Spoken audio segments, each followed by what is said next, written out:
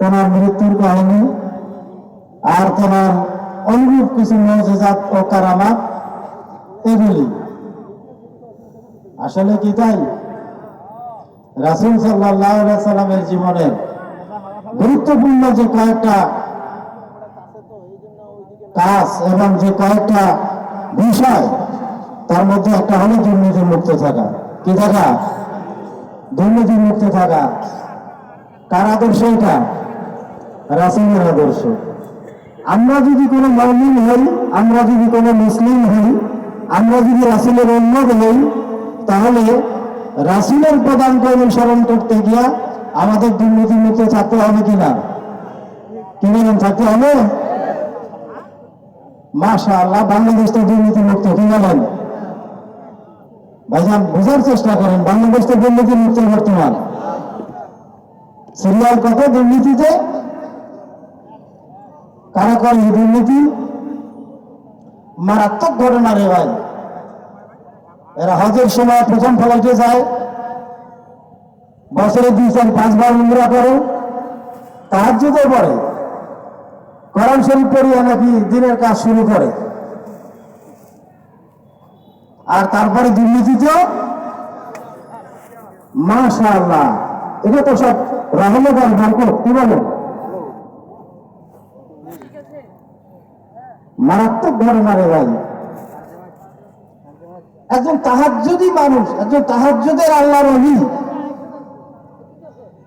দুর্নীতি করতে পারে? অবশ্য প্রমাণ পাওয়া গেছে, গণভবন যেদিন ছাড়ে কিরকম তাহাজ্জুদ পড়তে ফ্রিজ খুলে দেখা গেছে বড় বড় বোতল। কি রহিম না? এই তো হলো আল্লাহর ওলি। আল্লাহু আকবার। বলতে চাই না বেশি, দুই একটা কথা না বললেও তো নয় ভাইজান। আমরা এই বাংলাদেশের জমিনে 18 কোটি মানুষ বসবাস করি। দেশটা যদি দুর্নীতি মুক্ত হয়ে যায়, আমাদের সবার উপকার হবে। হবে কিনা? দুর্নীতির মাধ্যমে যত অর্থ আত্মসাৎ করা হয়েছে, যত লুটপাট করা হয়েছে, যত টাকা পাচার করা হয়েছে, বাংলাদেশের ক্ষতি হয়েছে কিনা বলেন? বাংলাদেশের যদি ক্ষতি হয়ে থাকে, 18 কোটি মানুষের ক্ষতি হয়েছে। আর আপনি আমি 18 কোটির মধ্যে আছি কিনা সেটা বলেন। সুতরাং তারা আমাদের ক্ষতি করছে।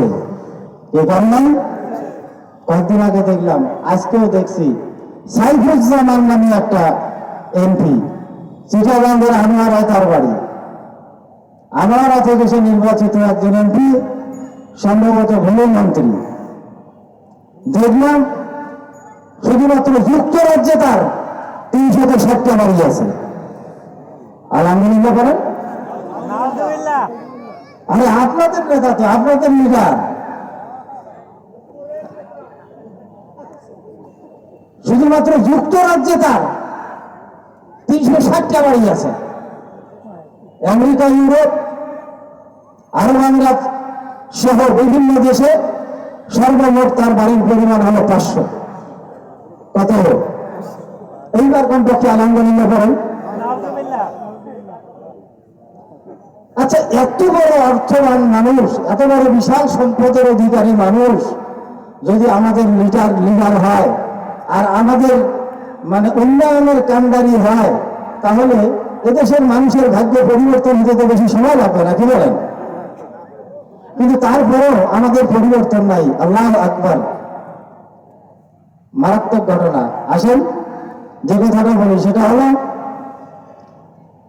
আয়াতটা তেলাওয়াত করেছি, মা কানা লিনাবিয়্যিন আন ইয়াগুল্লা।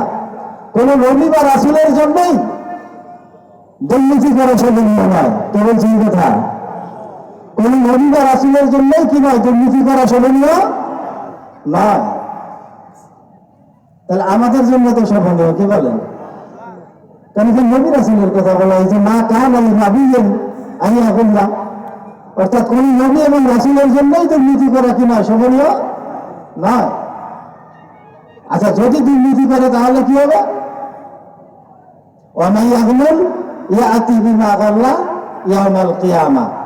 আর যে ব্যক্তি যতটুকু দুর্নীতি করবে, কথাটা ভালোভাবে শোনেন, যে ব্যক্তি যতটুকু দুর্নীতি করবে কিয়ামতের মাঠে এইটুকু তার ঘাড়ে দিয়ে তাকে কিয়ামতের মাঠে উঠানো হবে। এবার কি বলবেন? নাউজুবিল্লাহ পড়া যাবে না? আচ্ছা দেখেন, এই সাইফুজ্জামান ভূমিমন্ত্রী 500 বারে যদি এই বেচারার মাথায় দিয়ে কিয়ামতের মাঠে উঠানো হয়, মাশাআল্লাহ কিয়ামতের মাঠটা তার জন্য কত আরামদায়ী হবে বলেন? কি আরামদায়ী হবে না? আল্লাহু আকবার, মারাত্মক ঘটনা। সত্যিকার অর্থে যদি কোনো দেশকে দুর্নীতি মুক্ত বানাতে হয়, কোন জাতি যদি তাদের এলাকাকে দুর্নীতি মুক্ত রাখতে চায়, তাহলে অবশ্যই সেখানে দুর্নীতি মুক্ত মানুষ লাগবে। সেখানে কি দুর্নীতি মুক্ত মানুষ? মাশাআল্লাহ, গত 16 বছরে যে মানুষগুলা আমাদের দায়িত্ব পালন করছে বিভিন্ন জায়গা থেকে, এরা হলেই তো চলবে, কি বলেন?